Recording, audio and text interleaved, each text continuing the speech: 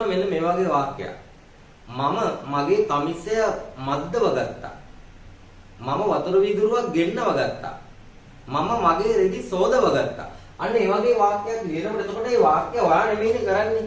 නේද? කරන කෙනෙක් ඉන්නවා වෙන කෙනෙකුට කියලා කරව ගත්තා. ඔයාලට පුළුවන් වාක්‍ය මෙන්න මේ ආකාරයට ලියන්න. නැත්තම් කතා කරන්න කියන්න. I got my shirt ironed. I-R-O-N-E-D. I got my shirt ironed. iron කියන්නේ මදිනවා. මම මෙතන ed දාලා වාක්‍ය past participle ක්‍රියාපදයේ past participle කරලා තියෙනවා. I got my shirt ironed. මම මගේ කමිසය මද්දව ගත්තා. මම ලියුමක් ලියව ගත්තා. එහෙනම් ඔයාලට ඒ වාක්‍යයක් මෙන්න මේ වගේ කියන්න පුළුවන්. I got a letter.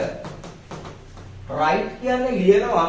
මට අවශ්‍ය එකේ past participle එක. write, wrote, written. write ලියනවා, wrote ලිව්ව past tense. මට අවශ්‍ය past participle එහෙමනම් written W R I double T E N. I got a letter written. ලියුමක් කියපු නිසා තමයි අපි a letter කියලා කිව්වේ. ලියුම කිව්වනම් the letter. මගේ ලියුම කිව්වනම් my letter. ලියුමක් එහෙනම් a letter. I got a letter written. මම ලියුමක් ලියව ගත්තා. අනද තවත් එක්සැම්පල් එකක් දෙන්නම්.